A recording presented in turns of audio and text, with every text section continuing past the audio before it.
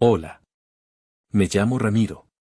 Tengo 30 años, aunque si miraras mis ojos, esos que han visto demasiadas cosas para una sola vida, probablemente pensarías que soy mucho mayor.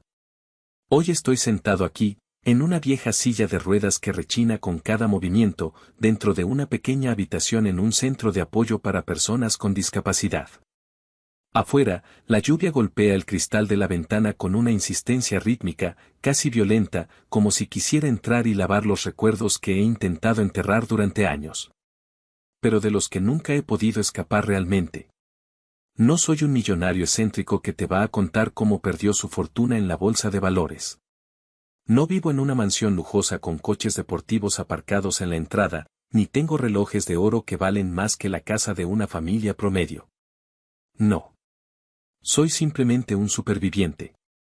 Un hombre que carga cicatrices profundas, no solo en estas piernas inmóviles que cuelgan de mi asiento como peso muerto, sino también en el alma.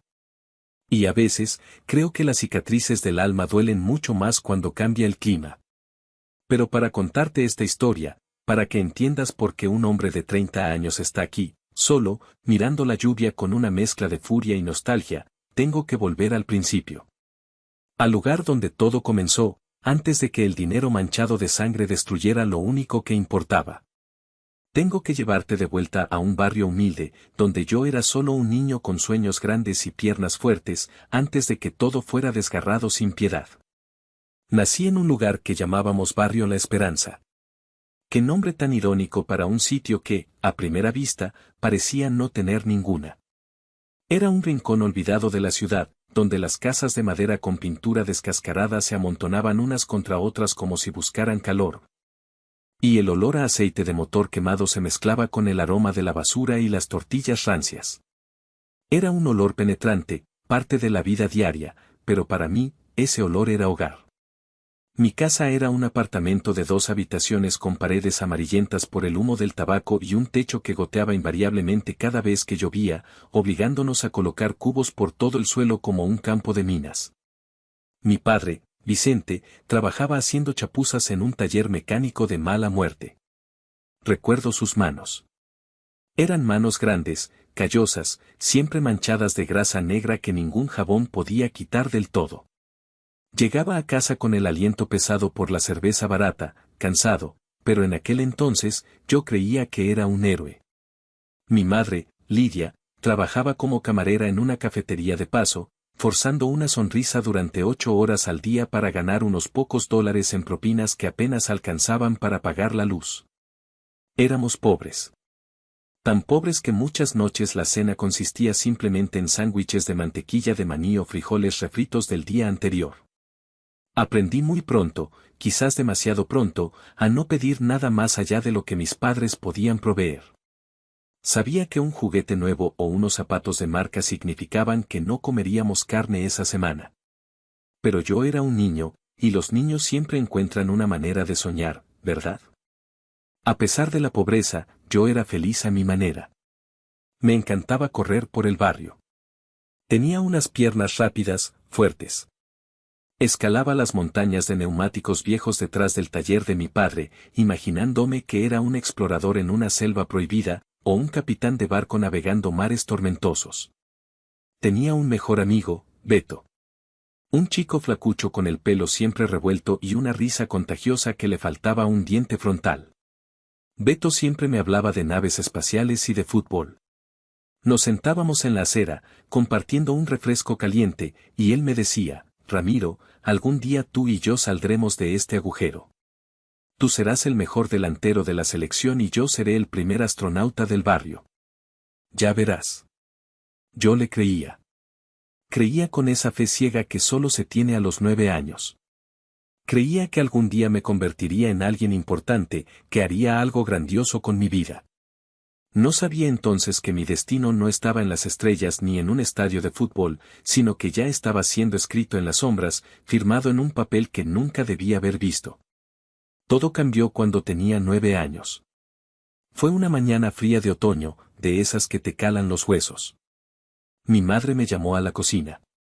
Llevaba un suéter viejo y desgastado, pero lo que me llamó la atención no fue su ropa, sino sus ojos. Estaban diferentes. tensos. Esquivos.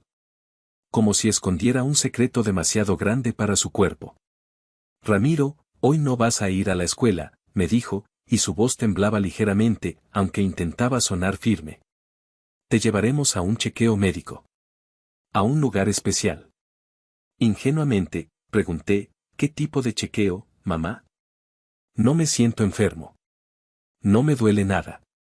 Mi padre, Vicente, estaba apoyado contra el marco de la puerta. No me miraba a los ojos. Solo murmuró con voz ronca, no hagas tantas preguntas, chamaco. Es por tu bien. Vámonos, se hace tarde. No hubo desayuno esa mañana. Solo un nudo en el estómago que yo confundí con hambre, pero que en realidad era el primer aviso de mi instinto. Subimos a la vieja camioneta de mi papá, esa cosa oxidada que yo llamaba la bestia porque rugía y tosía humo negro cada vez que arrancaba. Me senté en el asiento trasero, mirando cómo el barrio La Esperanza se desvanecía en el espejo retrovisor, sin saber que esa sería la última vez que lo vería con mis propios pies. El viaje duró horas.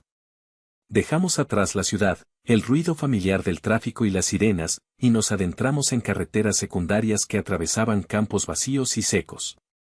El silencio dentro de la camioneta era pesado, casi asfixiante. Mi madre, Lidia, iba en el asiento del copiloto retorciendo un pañuelo entre sus manos hasta que sus nudillos se pusieron blancos. Mi padre conducía con la mandíbula apretada, sus ojos fijos en la carretera, sin decir una palabra. Ni siquiera encendió la radio, algo que siempre hacía para escuchar rancheras. Yo intenté romper el hielo un par de veces. ¿Falta mucho, papá?, pregunté. Él solo gruñó una respuesta ininteligible.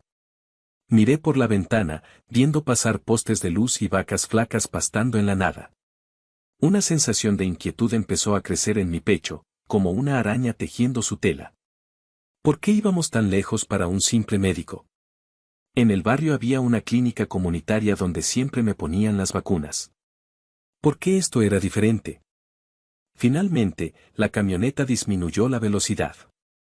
Nos desviamos hacia un camino de tierra que levantaba nubes de polvo anaranjado. Al final del camino, aislado de todo, se alzaba un edificio gris. No se parecía a ningún hospital que yo hubiera visto antes. Parecía más bien un almacén industrial, una caja de concreto sin ventanas en la planta baja, sin letreros, sin gente entrando o saliendo. Solo una pesada puerta de hierro y un par de coches negros, brillantes y modernos, aparcados fuera, que contrastaban violentamente con nuestra vieja camioneta oxidada. Llegamos, dijo mi padre, apagando el motor. El silencio que siguió fue absoluto, solo roto por el sonido del viento silbando entre las grietas del edificio.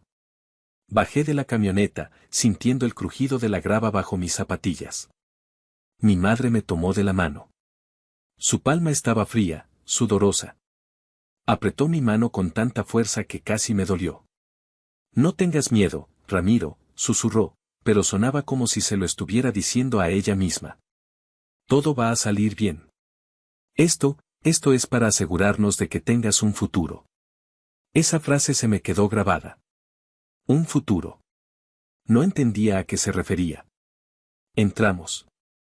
El interior era íril y limpio, casi cegador. Los suelos brillaban bajo luces fluorescentes que zumbaban suavemente, y el aire olía fuertemente a antiséptico y a algo más, algo metálico, como sangre vieja limpiada con cloro. No había sala de espera con juguetes ni revistas. Solo un mostrador vacío y un hombre alto que salió a recibirnos. Llevaba una bata blanca inmaculada y unas gafas de montura metálica que reflejaban la luz, ocultando sus ojos. Se presentó como el doctor Salgado. Ah, deben ser los padres de Ramiro, dijo con una voz suave, demasiado suave, como la de alguien que intenta calmar a un animal antes de sacrificarlo. Sonrió, pero su sonrisa no llegó a sus ojos. Eran ojos fríos, calculadores. Me miró como quien mira un objeto, una pieza de maquinaria, no a un niño. Mucho gusto, jovencito. Tienes aspecto de ser muy fuerte. Me dio una palmadita en el hombro que me hizo estremecer. Soy fuerte, repetí, buscando la aprobación de mi padre. Vicente asintió bruscamente, evitando mi mirada. Solo te haremos unas pequeñas pruebas, Ramiro, continuó el doctor Salgado. Nada de qué preocuparse. Te daremos una vitamina especial para que crezcas sano y fuerte, ¿te gustaría eso? Yo asentí, aunque mi instinto gritaba que corriera. Pero, ¿a dónde iba a ir? Estaba en medio de la nada, y mis padres, las personas que se suponía debían protegerme, estaban allí, de pie, permitiendo esto. Confiaba en ellos. Tenía que confiar en ellos. Eran mis papás. Me llevaron a una habitación blanca, completamente blanca. Me dijeron que me acostara en una camilla de metal que estaba helada. El frío traspasó mi camiseta fina y se instaló en mi espalda. Mi madre se quedó en la puerta, mordiéndose el labio, con lágrimas en los ojos. Quise llamarla, decirle que quería irme a casa, pero el doctor ya estaba preparando algo. Vi una jeringa. No era una vacuna normal. El líquido dentro no era transparente, tenía un tono ligeramente ámbar. ¿Va a doler?, pregunté, mi voz temblando. Solo un piquete de mosquito, dijo Salgado. No esperó mi respuesta. Sentí la aguja perforar la piel de mi brazo, y luego otra inyección rápida en la base de mi columna vertebral. Eso fue raro. Nunca me habían inyectado en la espalda. Al principio no sentí nada. Luego, un calor extraño comenzó a extenderse por mi cuerpo, seguido inmediatamente por un frío glacial. Mis párpados se volvieron pesados, como si estuvieran hechos de plomo. Las luces fluorescentes del techo empezaron a girar y a estirarse. Lo último que vi antes de que el mundo se fundiera en negro fue a mi padre, Vicente, firmando un documento que el doctor le había extendido sobre una mesa metálica. No pude ver qué era, pero vi a mi padre guardar un sobre grueso en el bolsillo de su chaqueta. Y entonces, la oscuridad me tragó. Cuando desperté, no estaba en la habitación blanca. Estaba de vuelta en mi cama, en el apartamento del barrio La Esperanza. Mi cabeza latía con un ritmo sordo y doloroso, como si alguien estuviera golpeando un tambor dentro de mi cráneo. Tenía la boca seca, pastosa. Intenté incorporarme, sentarme en la cama para pedir agua. Fue entonces cuando me di cuenta. Envié la orden a mis piernas. Muévanse. Era algo que había hecho millones de veces sin pensar. Correr, saltar, caminar. Pero esta vez, no hubo respuesta. Nada. Silencio absoluto en la mitad inferior de mi cuerpo. Era como si mis piernas hubieran desaparecido, como si me hubieran cortado por la cintura y yo flotara en el aire. El pánico me golpeó como una ola gigante. Tiré de las sábanas con mis manos, frenético, y vi mis piernas allí, bajo la tela. Parecían normales. Tenían mis rodillas, mis tobillos, mis dedos. Pero cuando las toqué con mis manos, fue como tocar la pierna de otra persona. No sentía mi propio tacto. Mamá. Papá, grité. Fue un grito desgarrador, lleno de terror puro. Mi madre entró corriendo en la habitación, seguida por mi padre. Lidia tenía los ojos hinchados. Se sentó a mi lado y me abrazó, pero yo la empujé, aterrorizado. No puedo mover mis piernas. Mamá, no las siento. ¿Qué me hicieron? ¿Qué pasó en ese lugar? Sollocé, golpeando mis muslos inútiles con los puños, esperando despertar algún dolor, alguna señal de vida. Pero no había nada. Mi padre se quedó de pie al pie de la cama, con una expresión ilegible, una mezcla de culpa y dureza. Tranquilo, Ramiro, dijo, pero su voz carecía de calidez. El doctor dijo que podrías tener efectos secundarios. Tienes una condición. Una enfermedad rara que estaba dormida en tu cuerpo. ¿Enfermedad? Yo estaba bien. Yo corría ayer, grité. Ya basta, alzó la voz Vicente, y por primera vez vi miedo en sus ojos. Miedo a que yo descubriera algo. Es una enfermedad neurológica. El doctor Salgado hizo lo que pudo para detenerla, pero, esto es lo que hay. Vas a tener que ser fuerte. Mentiras. Incluso a los 9 años, sentía el sabor amargo de la mentira en el aire. Pero estaba paralizado, asustado y dependía de ellos. Las semanas siguientes fueron un borrón de pesadilla. No me llevaron a hospitales grandes para buscar segundas opiniones. No hubo terapia física intensa. Simplemente compraron una silla de ruedas usada en una tienda de segunda mano, una cosa vieja y chirriante que olía a humedad, y me sentaron en ella. Esa silla se convirtió en mi prisión. Mientras yo luchaba por entender mi nueva realidad, mientras lloraba por las noches extrañando la sensación de la hierba bajo mis pies o el simple acto de trepar un árbol, mi familia comenzó a transformarse. Y esa transformación fue tan grotesca como mi parálisis. Primero fue el coche. La vieja camioneta oxidada desapareció y en su lugar apareció una SUV nueva, brillante, con asientos de cuero que olían a riqueza. Luego, la ropa. Mi madre dejó de usar su uniforme de camarera y empezó a llevar vestidos de tela suave y joyas que tintineaban cuando se movía. Mi padre dejó el taller mecánico. Dijo que había tenido un golpe de suerte en un negocio. Y entonces, apenas 2 meses después de que perdiera mis piernas, anunciaron que nos mudábamos. Nos vamos a Residencial Los Arcos, dijo mi padre con orgullo, poniendo las llaves de una casa nueva sobre la mesa. Los Arcos era el barrio de los ricos, un lugar de mansiones con césped perfectamente cortado, piscinas privadas y seguridad en la entrada. Un lugar donde la gente como nosotros, la gente del barrio La Esperanza, solo entraba para limpiar o cortar el jardín. Me sentí como un objeto extraño en esa nueva casa. Era enorme, con techos altos y pasillos anchos, pero se sentía vacía. Mi habitación era grande, sí, pero estaba en la planta baja, lejos de la habitación de mis padres en el piso de arriba. Me sentía aislado.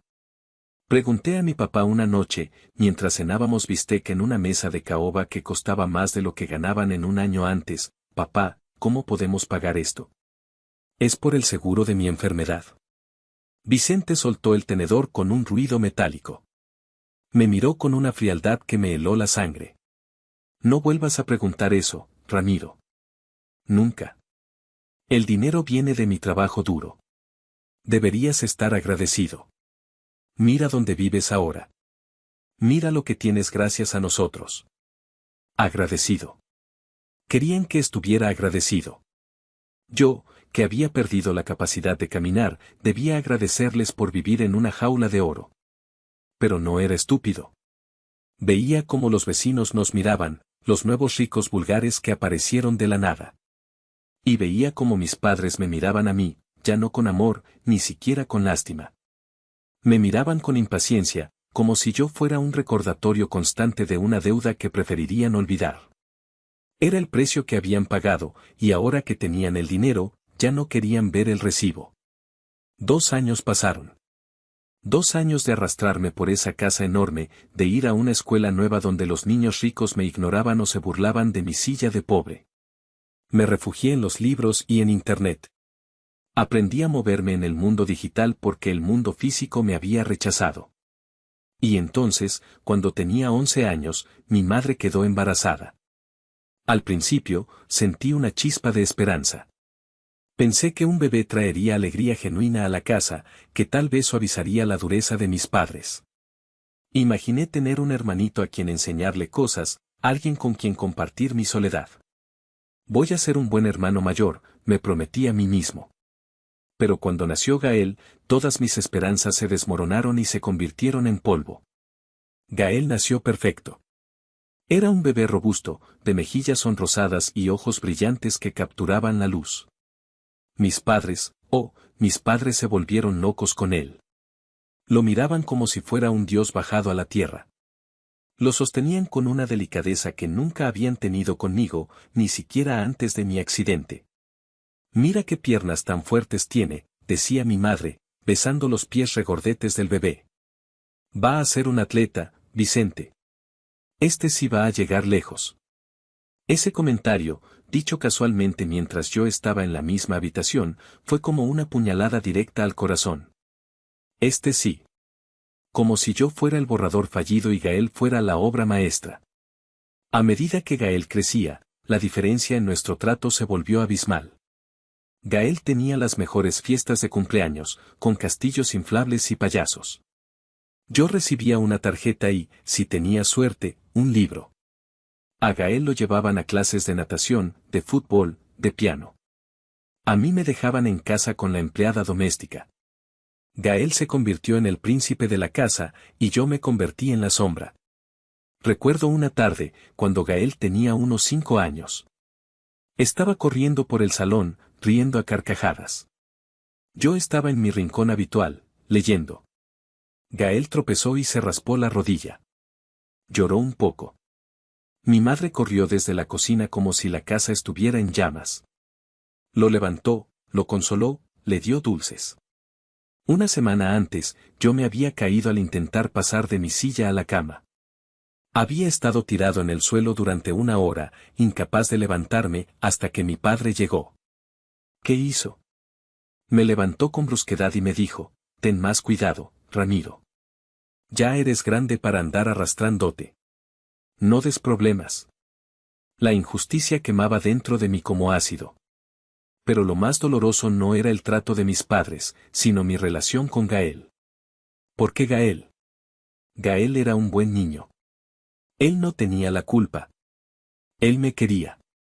A veces, se escapaba de la vigilancia de mamá y venía a mi habitación. Rami, juega conmigo, me decía, trayendo sus carritos.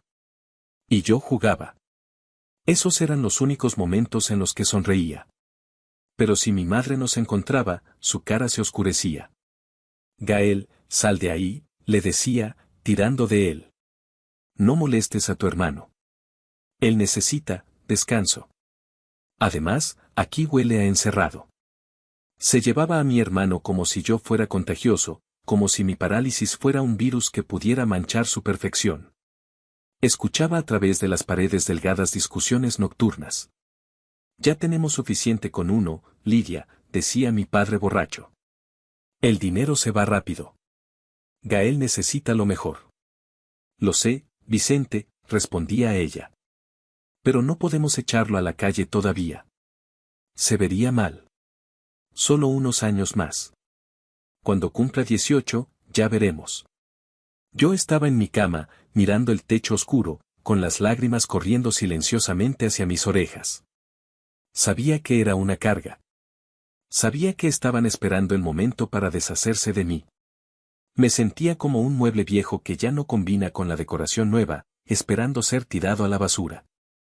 El tiempo pasó, lento y doloroso como una herida que nunca cierra. Llegué a los 18 años. La mayoría de los chicos de mi edad soñaban con la universidad, con viajar, con novias. Yo solo soñaba con escapar, aunque no sabía cómo ni a dónde. Mis piernas seguían muertas, pero mi mente estaba más despierta que nunca. Había pasado años observando, escuchando, aprendiendo a ser invisible. Era noviembre. El Día de Acción de Gracias. Aunque somos una familia de raíces latinas, mi padre había adoptado esta tradición estadounidense con un fervor casi religioso, principalmente porque era una excusa para presumir.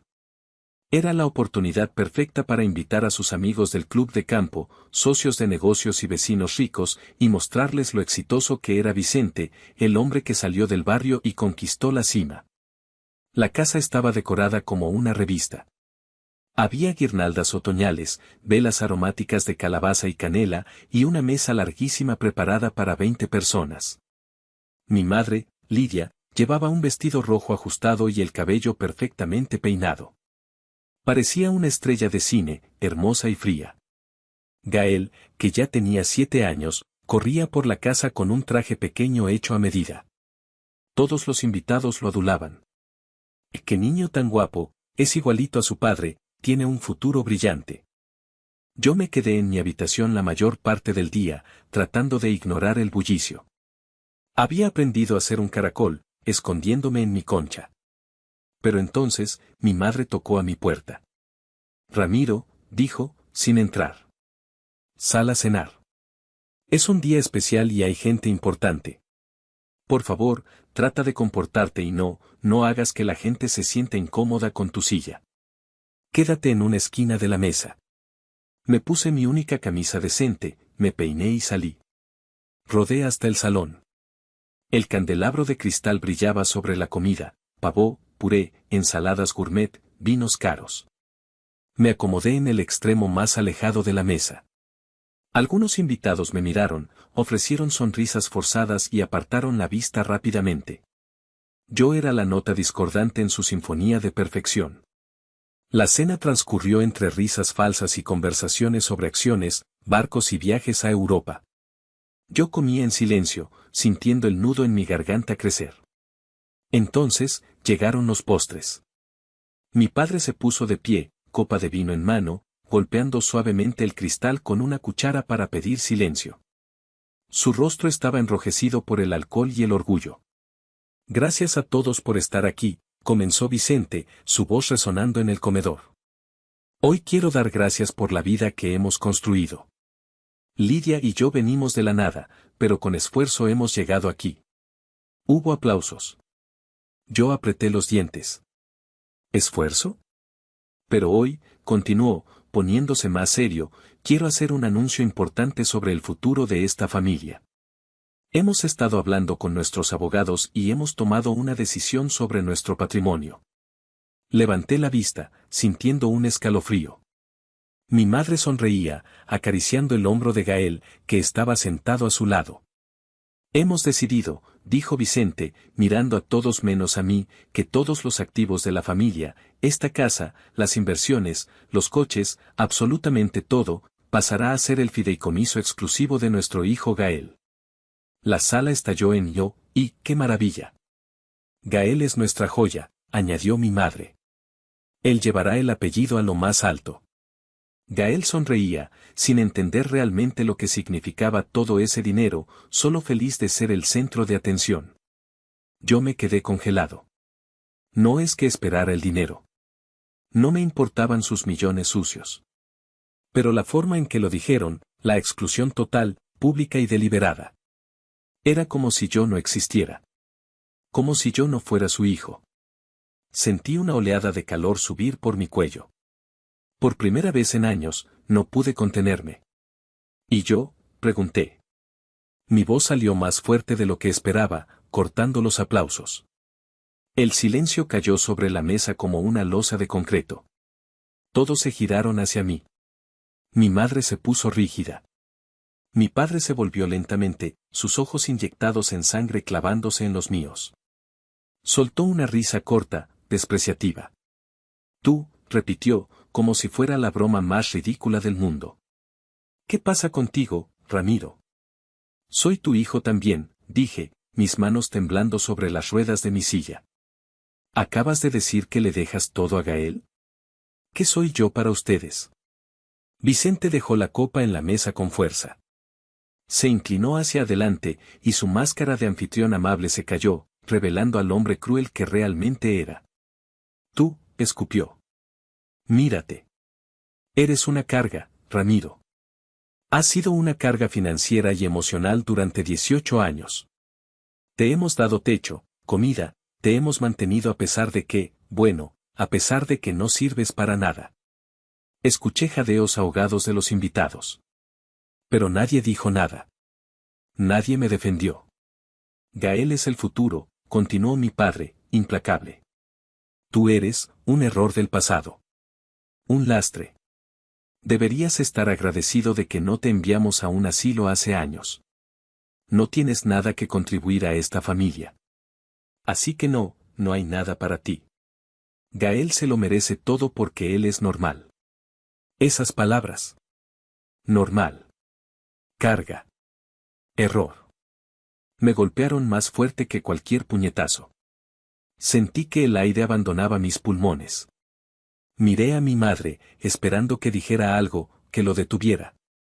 Pero ella simplemente bajó la mirada y tomó un sorbo de vino, cómplice en su silencio. En ese momento, algo dentro de mí se rompió. Pero también, algo se liberó. La pequeña esperanza que aún tenía de ser amado por ellos murió en esa mesa, entre el pavor y el vino caro. Y con la muerte de esa esperanza, nació una furia fría y calculadora. No grité.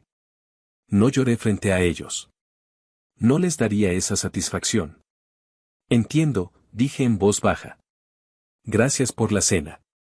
Hice girar mi silla y salí del comedor, sintiendo las miradas de lástima y desprecio quemándome la espalda. Escuché a mi padre decir, disculpen, ya saben cómo se pone. Es difícil lidiar con él. Y las conversaciones se reanudaron, como si yo fuera solo un mal momento en la televisión que acababan de cambiar de canal. Esa noche no dormí. Me quedé en mi habitación, escuchando cómo la fiesta terminaba y la casa se quedaba en silencio. Sabía lo que tenía que hacer. No podía pasar ni un minuto más bajo ese techo. Empaqué lo poco que era realmente mío en una vieja mochila escolar. 2 mudas de ropa, mi documento de identidad que había conseguido a escondidas meses atrás, una botella de agua, y mis ahorros. $50 que había guardado de los regalos de cumpleaños de una tía lejana que a veces se acordaba de mí. Miré mi habitación por última vez. No sentí nostalgia. Solo sentí urgencia. Esperé hasta las 3 de la madrugada. La casa estaba en silencio sepulcral. Abrí la puerta de mi habitación con cuidado. El pasillo estaba oscuro. Rodé por la casa, evitando las tablas del suelo que sabía que crujían. Pasé por la habitación de Gael. La puerta estaba entreabierta. Lo vi durmiendo, abrazado a un oso de peluche. Sentí un dolor agudo en el pecho. Lo siento, hermanito, susurré. No dejes que te conviertan en ellos. Llegué a la puerta trasera. Había una pequeña rampa que habían instalado por obligación legal, no por amor. Salía al aire frío de la noche. La niebla cubría el jardín perfecto. Me impulsé con fuerza, mis brazos ardiendo por el esfuerzo, alejándome de la mansión, de los coches de lujo, de las mentiras. Rodé por las calles silenciosas de Residencial Los Arcos, bajando la colina hacia la ciudad. No tenía plan. No tenía a dónde ir. Solo sabía que prefería morir de frío en la calle que vivir un día más siendo el error de Vicente y Lidia. Llegué al centro de la ciudad al amanecer. Mis brazos estaban entumecidos, mis manos llenas de ampollas. Me sentía pequeño, vulnerable en medio de los rascacielos y el tráfico que empezaba a despertar. La gente pasaba a mi lado sin mirarme. Para ellos, yo era solo otro vagabundo en silla de ruedas, parte del paisaje urbano invisible. Pasé las primeras 2 noches durmiendo bajo un puente, abrazado a mi mochila, temblando de frío y de miedo. Un grupo de chicos intentó robarme la segunda noche, pero un viejo indigente llamado el Gato los espantó gritando y lanzando piedras. Él me compartió un pedazo de pan duro y me dijo, si quieres sobrevivir, tienes que ir al refugio de la calle Quinta. Allí no hacen preguntas. Así fue como llegué a este centro. Me dieron una cama, comida caliente y un lugar donde lavarme. No era un palacio, pero por primera vez en años, me sentí más humano que en la mansión de mis padres. Aquí, todos estábamos rotos de alguna manera, y eso nos hacía iguales. Pero el destino, o tal vez la justicia divina, no había terminado conmigo. Una semana después de llegar al centro, una trabajadora social llamada María se me acercó. Tenía una cara amable y cansada. Ramiro, ¿verdad?, me dijo. Alguien dejó esto para ti en la recepción. Un hombre con gorra, no dijo su nombre. Solo dijo que era vital que lo leyeras. Me entregó un sobre blanco, simple, sin remitente. Solo tenía mi nombre escrito con una caligrafía temblorosa, como si quien lo escribió tuviera miedo. Abrí el sobre.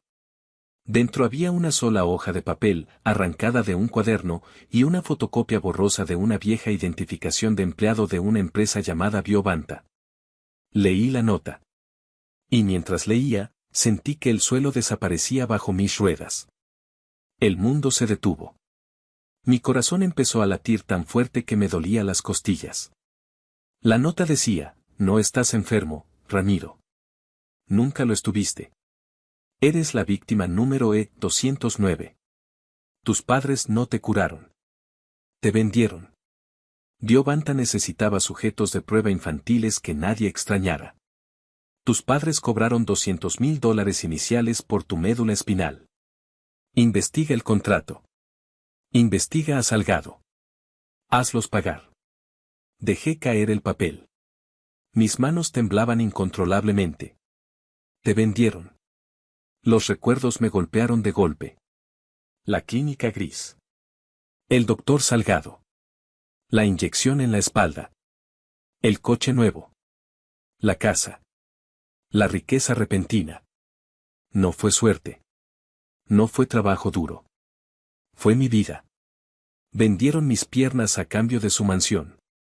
Un grito de rabia pura, un sonido animal, brotó de mi garganta, asustando a los otros residentes del refugio. Pero no era un grito de derrota. Era un grito de guerra. En ese momento, el Ramiro asustado murió. Y nació el Ramiro que iba a quemar su mundo hasta los cimientos. Me quedé mirando esa carta hasta que las letras parecieron bailar ante mis ojos. Te vendieron. Esa frase resonaba en mi cabeza como un gong, una y otra vez, fracturando la realidad que yo creía conocer. Durante años, había aceptado mi destino como una tragedia médica, una mala jugada del azar genético. Había aprendido a odiar a mi propio cuerpo por fallarme. Pero ahora, esa carta me decía que mi cuerpo no había fallado, había sido saboteado. La furia que sentí no fue explosiva. No rompí nada. Fue una furia fría, líquida, que se filtró por mis venas y endureció mi corazón. Si esto era verdad, si mis padres, Vicente y Lidia, habían cambiado mis piernas por estatus social, entonces no merecían mi piedad. Merecían arder. Pero yo era un vagabundo en silla de ruedas sin dinero ni poder. ¿Cómo iba a enfrentarme a Biovanta, una corporación farmacéutica gigante, y a mis padres, que ahora tenían los mejores abogados que el dinero podía comprar? Necesito pruebas, murmuré, guardando la carta en el bolsillo más seguro de mi mochila. La carta era un comienzo, pero ante un juez sería solo papel mojado. Necesitaba algo tangible. Contratos. Registros bancarios. Nombres. A la mañana siguiente, empecé mi cruzada. Usé las computadoras de la biblioteca pública, aprovechando el acceso gratuito. Mis dedos volaban sobre el teclado. Busqué Biovanta, Dr. Salgado, Ensayos Clínicos y Legales 2009. Internet estaba lleno de noticias corporativas aburridas sobre el éxito de Biovanta en el mercado de analgésicos. Pero en foros oscuros, en blogs olvidados de antiguos empleados, encontré rumores. Historias de clínicas fantasmas en la frontera, de medicamentos experimentales probados en poblaciones vulnerables donde nadie hacía preguntas. Encontré una mención de una clínica en las afueras, cerca de la carretera 71, que había sido clausurada misteriosamente en 2010 debido a un incendio accidental. La ubicación coincidía con mis recuerdos borrosos de aquel viaje en la camioneta vieja. Decidí que mi primer paso real sería volver al origen. Al barrio La Esperanza. Necesitaba saber si alguien más recordaba algo. Si había otros niños. El viaje en autobús público hacia el barrio fue una tortura. El conductor me miró con fastidio mientras desplegaba la rampa mecánica, y los pasajeros suspiraron por la demora. Me sentí humillado, pero apreté los dientes. Mírenme, pensé. Miren al chico roto. Pronto sabrán por qué estoy así. Cuando las ruedas de mi silla tocaron el asfalto agrietado del barrio La Esperanza, una oleada de nostalgia y dolor me golpeó. El lugar no había cambiado. Los mismos perros flacos ladrando, la misma música de cumbia sonando en alguna radio lejana, el mismo olor a pobreza y resistencia. Rodé hasta mi antigua calle. Nuestra vieja casa ya no era amarilla, ahora estaba pintada de un azul chillón y había bicicletas de niños en la entrada. Me quedé mirando la ventana de mi antiguo cuarto, imaginando al niño de 9 años que solía salir corriendo por esa puerta. Ese niño estaba muerto. ¿Ramiro? ¿Eres tú, mijo? Me giré. En el porche de la casa de enfrente, sentada en una mecedora y desgranando frijoles, estaba doña Tere. Había envejecido mucho. Su cabello era una nube de algodón blanco y sus manos estaban nudosas por la artritis, pero sus ojos seguían siendo agudos. Me acerqué a ella. Doña Tere intentó levantarse, pero le hice un gesto para que no se molestara. Doña Tere, dije, mi voz quebrándose un poco. Ha pasado mucho tiempo. Ella me examinó, su mirada bajando a mi silla de ruedas y luego subiendo a mi cara cansada. Ay, muchacho. Los rumores eran ciertos. Dijeron que te habías puesto malito después de que se fueron. Se persignó. Tus padres, Vicente y Lidia, cambiaron mucho, ¿sabes? Eso es lo que quiero saber, doña Tere. Me incliné hacia adelante, bajando la voz. ¿Qué recuerda de esa época? ¿De cuándo me enfermé? Ella dejó el cuenco de frijoles a un lado y miró a su alrededor, como si las paredes pudieran oír. Fue raro, Ramiro. Muy raro. Recuerdo que tu mamá lloraba mucho la semana antes de que te llevaran a ese médico especial. Decía que no tenían opción, que las deudas los estaban ahogando. Pero luego, el día que volvieron, tú venías dormido, o desmayado, en el asiento de atrás. ¿Y Vicente? Vicente tenía una mirada salvaje, como si acabara de robar un banco o de matar a alguien. ¿Y después? Presioné. Después empezaron a comprar cosas. Primero la televisión gigante. Luego ropa. Y en 2 semanas, ¡pum!, se fueron. Dejaron la mitad de sus cosas aquí, como si les quemaran las manos. Doña Tere se inclinó más cerca, susurrando. Pero no fuiste el único, mijo. Sentí un escalofrío. ¿Qué quiere decir? La familia de los González, los que vivían al final de la calle. Su hijo, Marquitos, también se enfermó. Dijeron que era meningitis. Pero también se mudaron poco después. Y la niña de la señora Juana, esa pobre desapareció. Dijeron que se fue con una tía al norte, pero Juana se compró un coche nuevo a la semana siguiente. Me miró con tristeza. Aquí en el barrio, la gente habla. Se decía que había un lugar en la carretera donde pagaban por usar a la gente. Pero nadie quería creer que unos padres pudieran hacer eso. Confirmación. No era solo yo. Era una operación sistemática. Se aprovechaban de la desesperación de la gente pobre, compraban a sus hijos como ganado para probar drogas que eran demasiado peligrosas para el mercado legal. Le di las gracias a doña Tere y me dirigí a la ubicación de la clínica que había encontrado en internet.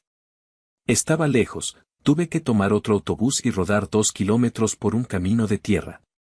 Mis brazos ardían, mis hombros gritaban de dolor, pero la adrenalina me empujaba. Cuando llegué, me encontré con una ruina. El edificio gris estaba allí, pero era un esqueleto quemado. El techo se había derrumbado y las paredes estaban negras por el hollín. La naturaleza había empezado a reclamar el lugar, yerbajos altos crecían a través del cemento roto. Rodé hasta una ventana rota y miré hacia adentro. Solo escombros. No había archivos, no había equipos médicos, no había pruebas. Biobanta había limpiado su desastre con fuego. Sentí una desesperación momentánea. Si la clínica no existía, ¿dónde estaba la prueba? La carta decía investiga el contrato. Entonces lo entendí. Los contratos no se guardan en edificios quemados. Los contratos valiosos, los que garantizan pagos de cientos de miles de dólares, se guardan bajo llave. Se guardan donde el dueño pueda verlos y sentirse seguro. En la casa. En la mansión de residencial Los Arcos. En el despacho de mi padre, esa habitación que siempre estaba cerrada con llave y a la que tenía prohibido entrar. Tenía que volver. Tenía que robar a mis propios padres. Sabía que mis padres iban a celebrar su 30º aniversario de bodas ese fin de semana. Lo había escuchado antes de irme, mi madre planeaba un viaje de 3 días a un resort en la costa. Gael se quedaría con una niñera, pero la niñera solía dormir profundamente después de las 10. Y lo más importante, la niñera no entraba al despacho de papá. Esperé 2 días, vigilando la casa desde la distancia, escondido entre los arbustos del parque frente a la entrada del residencial. Vi salir el taxi con mis padres y sus maletas. Vi llegar a la niñera. La segunda noche, actué. Eran las 2 de la mañana. El residencial estaba en silencio. Me acerqué a la parte trasera de la casa. Conocía los puntos débiles. Había una ventana en la lavandería que tenía el pestillo roto, mi padre había prometido arreglarlo hace años y nunca lo hizo por tacañería o pereza. Forcé la ventana. Se abrió con un chirrido que me pareció un trueno, pero nadie se movió dentro. Ahora venía la parte difícil. No podía meter mi silla de ruedas por la ventana. Tuve que arrastrarme. Me hicé sobre el alféizar, dejando caer mi cuerpo al suelo de baldosas frías del interior. El dolor en mis caderas al golpear el suelo fue agudo. Dejé mi silla afuera, escondida tras unos setos. Ahora era solo yo, arrastrándome como un soldado herido en territorio enemigo, dentro de la casa donde había crecido. Me arrastré por la cocina, pasando por el salón. Me sentía grotesco, humillado, reptando por el suelo pulido. Si Gael se despertaba y me veía así, sacudí la cabeza. No podía pensar en eso. Llegué a la puerta del despacho de Vicente. Cerrada, por supuesto. Pero yo sabía dónde escondía la llave de repuesto. Era un hombre de hábitos simples. Busqué tanteando bajo la alfombra persa que cubría el pasillo, cerca del zócalo. Mis dedos tocaron el metal frío. ¡Bingo! Abrí la puerta y entré. El despacho olía a cuero viejo y al tabaco caro de mi padre. Encendí una pequeña linterna que llevaba en la boca. Me dirigí al escritorio masivo de caoba. Empecé a abrir cajones. Facturas, recibos del club de golf, cartas del banco. Nada incriminatorio. Mi corazón latía tan fuerte que temía que despertara a la casa entera. ¿Y si me equivocaba? ¿Y si no había nada?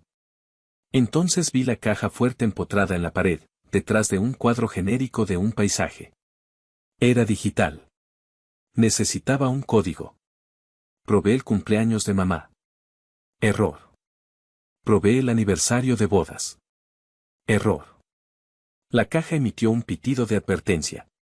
Un intento más y se bloquearía, tal vez incluso activaría una alarma silenciosa. Pensé como Vicente.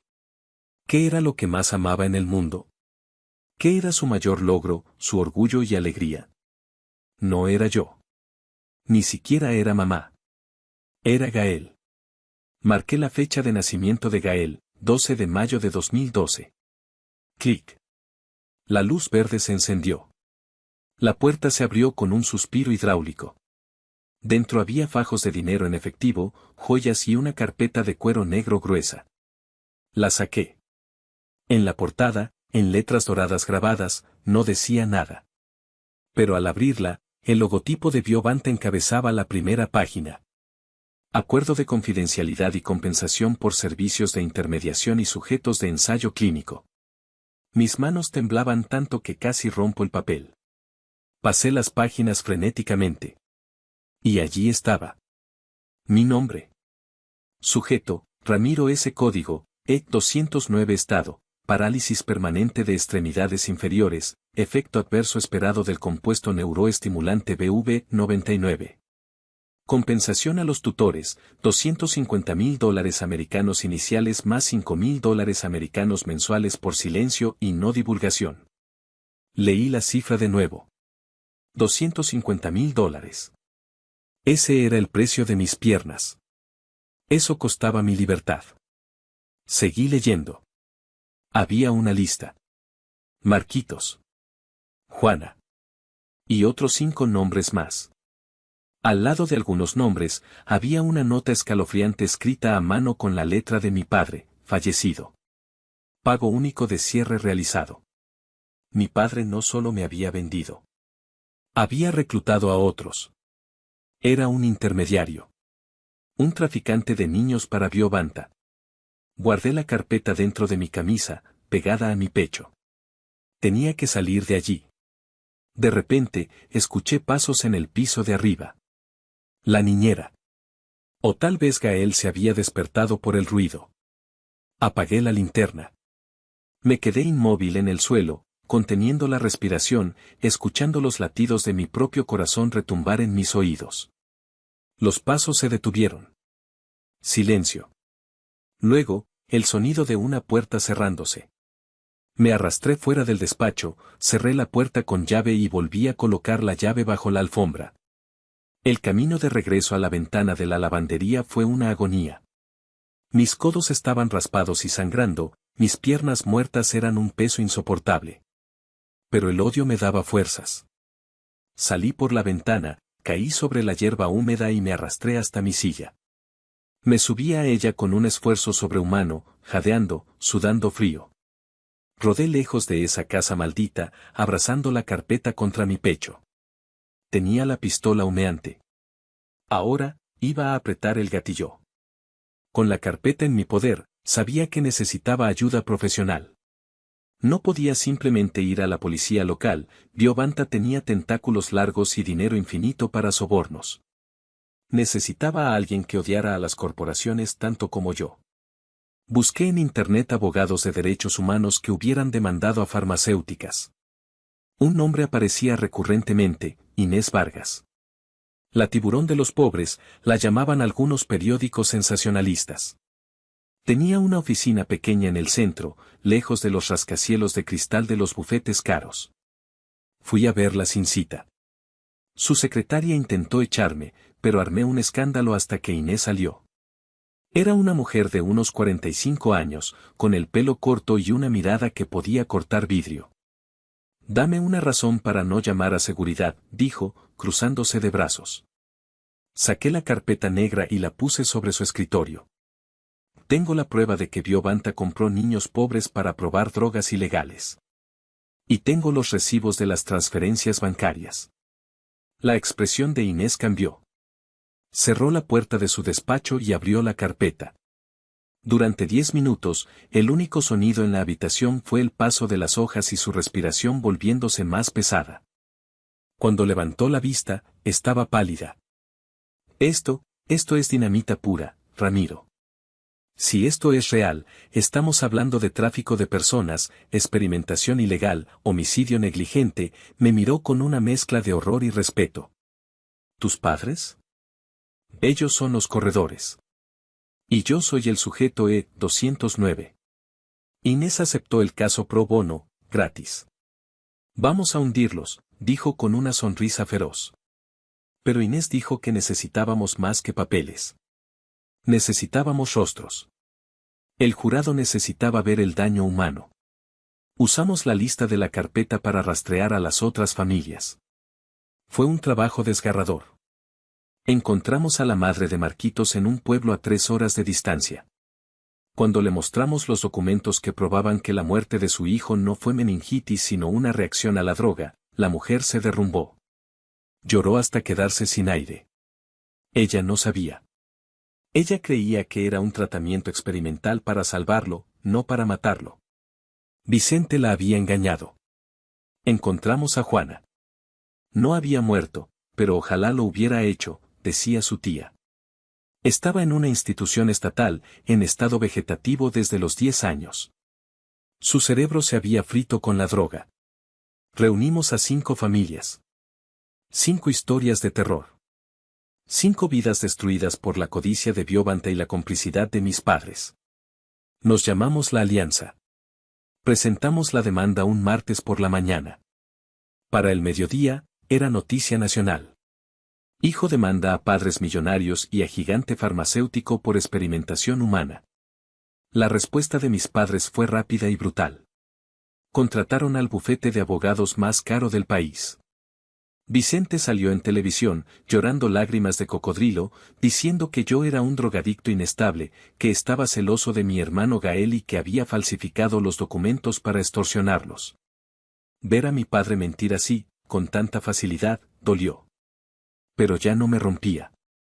Porque ahora tenía un ejército detrás de mí. El juicio comenzó 6 meses después. La sala del tribunal estaba abarrotada. Periodistas, curiosos, activistas. El aire estaba cargado de electricidad estática. Entré rodando por el pasillo central. Sentí cientos de ojos sobre mí. En la mesa de la defensa estaban mis padres. Lidia no me miró. Mantenía la vista fija en sus manos entrelazadas sobre la mesa. Vicente, sin embargo, me sostuvo la mirada. Sus ojos eran 2 pozos de odio. Parecía decirme, te di la vida y te la puedo quitar. Detrás de ellos, una falange de abogados de Biobanta en trajes grises idénticos, revisando papeles como máquinas. El juicio fue una guerra. Los abogados de Biobanta intentaron desestimar la carpeta, alegando que fue obtenida ilegalmente, lo cual era cierto, yo la robé, pero el juez, un hombre severo llamado juez Cárdenas, admitió la prueba bajo la excepción de interés público y crimen en curso. Llamaron a testigos. Médicos pagados que decían que mi parálisis era natural. Psicólogos que decían que yo tenía un complejo de persecución. Pero luego, nos tocó a nosotros. Inés llamó a la madre de Marquitos. Su testimonio fue devastador. Contó cómo Vicente fue a su casa, prometiendo una cura milagrosa gratis, y cómo su hijo murió gritando de dolor 2 días después de la inyección. El jurado lloraba. Luego, me llamaron a mí. Rodé hasta el estrado. Juré decir la verdad. Inés me preguntó sobre la noche de Acción de Gracias. Me llamaron carga, dije, mi voz amplificada por el micrófono. Mi padre dijo que yo era una mala inversión. Que todo era para Gael porque él era normal. ¿Y qué sentiste al leer el contrato, Ramiro? Preguntó Inés. Miré directamente a mis padres. Sentí que entendía todo. Entendí por qué compraron la casa. ¿Por qué compraron los coches? Entendí que cada ladrillo de esa mansión, cada joya en el cuello de mi madre, estaba pagada con mis piernas. Hice una pausa, tragando el nudo en mi garganta. Ellos no me ven como a un hijo. Me ven como un cajero automático que tuvieron que romper para sacar el dinero. La sala quedó en silencio absoluto. Vicente se puso rojo de ira, susurrando algo a su abogado. Fue entonces cuando Inés jugó su carta final. Señoría, tenemos una prueba más. Una grabación digital encontrada en la nube personal de la computadora del señor Vicente, a la cual accedimos legalmente durante el proceso de descubrimiento de pruebas. Vicente palideció. La grabación se reprodujo por los altavoces de la sala. Era una llamada telefónica de hacía 10 años. Voz de Vicente: doctor Salgado, el chico ya no camina. Esto no era parte del trato.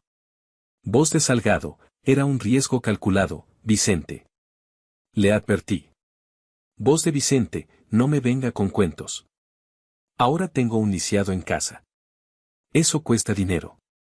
Quiero 100.000 más, o voy a la prensa. Voz de Salgado: está bien, está bien. 100.000 más. Pero cierre la boca. El audio terminó. Un grito ahogado recorrió la sala. No era preocupación por mí en la voz de mi padre. Era una negociación. Estaba usando mi tragedia para sacar más dinero.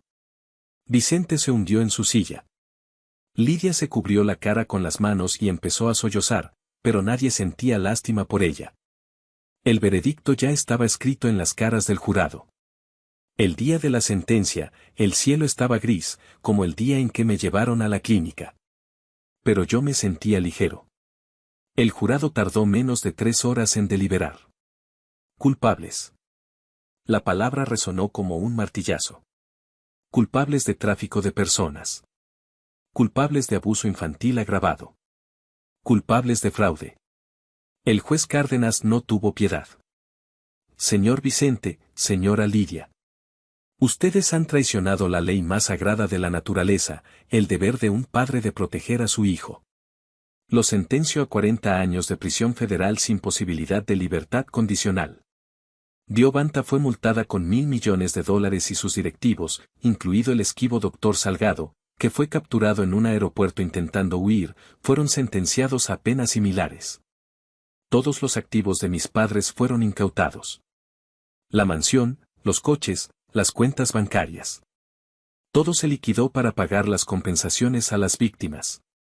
A mí me correspondieron $1.2 millones. Mientras los alguaciles esposaban a mis padres, mi madre se giró hacia mí. El rímel le corría por la cara, arruinando su perfecta fachada. Ramiro, por favor, somos tu familia, suplicó. La miré. No sentí odio. Ya no. Solo sentí una inmensa lástima. No, Lidia, dije, llamándola por su nombre por primera vez. Mi familia está aquí atrás. Señalé a los otros supervivientes, a Inés, a doña Tere que había venido a apoyarme. Ustedes solo son las personas que me vendieron. Se los llevaron. Las puertas se cerraron. Y por primera vez en 20 años, respiré de verdad. Han pasado 10 años desde ese día. Estoy sentado en mi oficina, mirando la lluvia. Pero ya no estoy en un cuarto deprimente de un refugio. Estoy en la sede de Voces de Esperanza, la fundación que creé con cada centavo del dinero que le quité a mis padres. Nos dedicamos a ayudar a víctimas de negligencia médica y explotación infantil. Pagamos abogados, tratamientos y, lo más importante, les damos un lugar donde pertenecer. Mis piernas siguen sin moverse. Ningún dinero puede arreglar una médula espinal cercenada por químicos tóxicos. Pero ya no sueño con correr. Sueño con volar, y de alguna manera, lo hago a través de las personas a las que ayudamos. Ayer recibí una visita inesperada. Un joven de 17 años entró en mi oficina. Alto, atlético, con ojos brillantes. Era Gael. No lo había visto desde que se lo llevaron los servicios sociales tras el arresto de nuestros padres. Fue adoptado por una buena familia en otro estado. Yo me aseguré de mantenerme alejado para que pudiera tener una vida normal, lejos de la sombra del escándalo. Hola, Ramiro, dijo, un poco nervioso. Hola, Gael. Estás enorme. Se sentó frente a mí. Hubo un silencio incómodo, pero no hostil. Leí tu libro, dijo él. Lo que escribiste sobre ellos. Sobre lo que te hicieron. Espero que no te haya dolido demasiado, contesté. Gael negó con la cabeza. Me dolió saber que yo viví como un príncipe gracias a tu dolor. Me siento culpable, Ramiro. Todo lo que tuve, fue robado de ti. Rodé mi silla alrededor del escritorio y le tomé la mano. Escúchame bien, Gael. Tú eras un niño. Eras inocente. Ellos te usaron a ti también, como una excusa, como un trofeo. No cargues con sus pecados. Tú eres mi hermano. Eso es lo único que importa. Gael lloró. Yo también. Y en ese abrazo, terminamos de romper la maldición que Vicente y Lidia habían puesto sobre nosotros. A veces, la gente me pregunta si valió la pena. Me preguntan si no me siento mal por haber enviado a mis propios padres a morir en una celda de cemento. Me preguntan si soy cruel. Miro mi silla de ruedas. Pienso en Marquitos, que murió gritando. Pienso en Juana, mirando al vacío en una cama de hospital. Y respondo, no se trata de crueldad. Se trata de equilibrio. Me quitaron las piernas, pero yo les quité su poder. Me llamaron carga, pero yo fui el peso que hundió su barco. A ti, que estás escuchando mi historia, quiero decirte algo. El mundo está lleno de gente que intentará ponerte un precio. Que intentará usarte, romperte y venderte por partes. A veces, esas personas son las que deberían amarte. Pero no eres una carga. No eres un producto. Tienes una voz. Y si gritas lo suficientemente fuerte, puedes derribar murallas. Puedes hacer que los gigantes caigan. Soy Ramiro. No soy un millonario. No soy un atleta. Soy un superviviente. Y esta fue mi victoria. Espero que nunca tengas que luchar una guerra como la mía. Pero si lo haces, asegúrate de ganar. Gracias por escuchar. Cuídense unos a otros. Y nunca, nunca dejen de luchar.